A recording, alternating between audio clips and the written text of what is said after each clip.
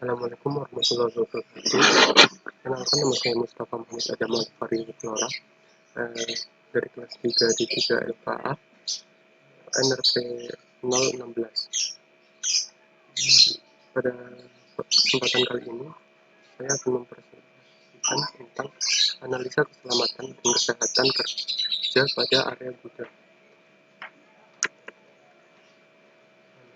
Dasar hukum K3 secara umum itu terdapat pada Undang-Undang Nomor 1 Tahun 1970 tentang keselamatan kerja, kemudian Permenaker RI Nomor 4 Tahun 1965 tentang perusahaan jasa keselamatan dan kesehatan kerja, dan yang terakhir Permenaker Trans RI Nomor 1 Tahun 1981 tentang kewajiban melapor penyakit kerja.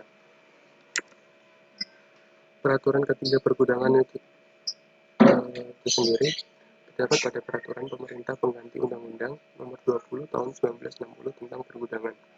Dan kemudian pada pasal 1 angka 1 Peraturan Menteri Perdagangan Nomor 90 Pemda per 12 tahun 2014 tentang penataan dan pembinaan gudang, atau biasa disebut Permendek 90/2014.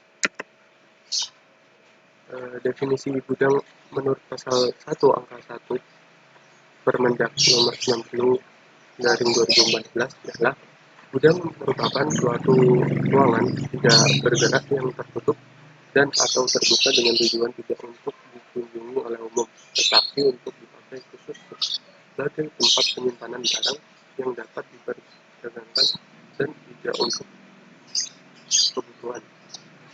Untuk menunjukkan aktivitas yang dilakukan pekerja harus diterapkannya ketiga pada gudang. Menurut data ILO 2019, data terbaru yang dikeluarkan oleh Organisasi Perburuan Internasional, ada sekitar 2,78 juta pekerja meninggal setiap tahun karena kecelakaan kerja, dan penyakit akibat kerja berjumlah 2,4 juta. Jadi sekitar 86% dari kematian dikarenakan penyakit akibat kerja yang berjumlah 380.000 jiwa.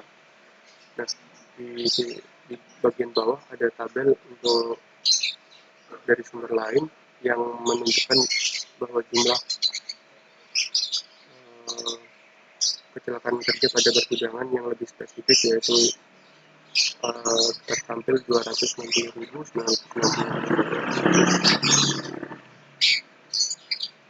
Nah, di sini ada contoh kecelakaan pada gudang. Ini contoh pertama ialah kecelakaan pada gudang merchant di daerah Kosambi, Tangerang. Kemudian juga masih dengan contoh yang sama, gudang merchant yang kali ini terletak di Binjai, Sumatera Utara. Untuk potensi bahaya pada gudang, ini ada lalainya penggunaan APD. Dengan bisa kita mempunyai solusi, yaitu biasakan selalu menggunakan APD agar tidak lupa, kemudian menggunakan APD yang sesuai dengan potensi bahaya dan tipe paparan di ruang kerja, kemudian terpeleset dan tersandung. Solusinya adalah membersihkan kontaminan segera mungkin, kemudian memakai metode pembersihan lantai yang benar, dan yang terakhir melakukan spot cleaning. Spot cleaning itu seperti membersihkan di tempat-tempat tertentu yang terjadi ketumpahan. Kemudian yang selanjutnya adalah hazard communication.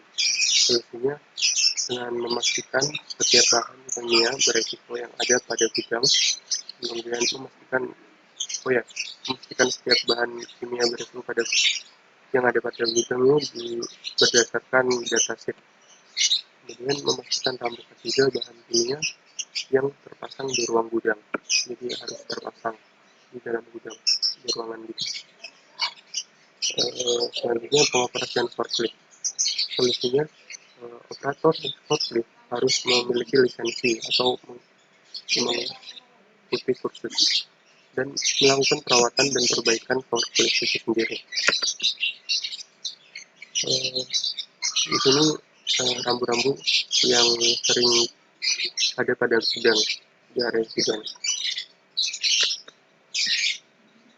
Gambar peralatan pelindungan diri. Jadi yang pertama ada safety belt, lightning jacket, kemudian helm, wear pack, safety shoes, dan sarung tangan. Untuk kesimpulan dari itu semua adalah kegudangan merupakan bagian penting dari segi industri. Namun, masih banyak kecelakaan kerja pada gudang yang disebabkan oleh lemahnya sistem K3 di gudang tersebut, sehingga perlunya sistem K3 yang sangat kuat untuk meminimalisir terjadinya kasus kecelakaan pada gudang. Saran, informasi seputar analisa keselamatan dan kesehatan kerja dalam area pergudangan ini masih sedikit, sehingga jurnal ini masih belum cukup lengkap. Harapannya untuk pembaca yang ingin meneruskan, sebaiknya ditambahkan lagi informasi mengenai data kecelakaan kerja pergudangan yang terbaru dan menambahkan referensi. Sekian presentasi dari saya, kurang lebihnya saya mohon maaf. Wassalamualaikum warahmatullahi wabarakatuh.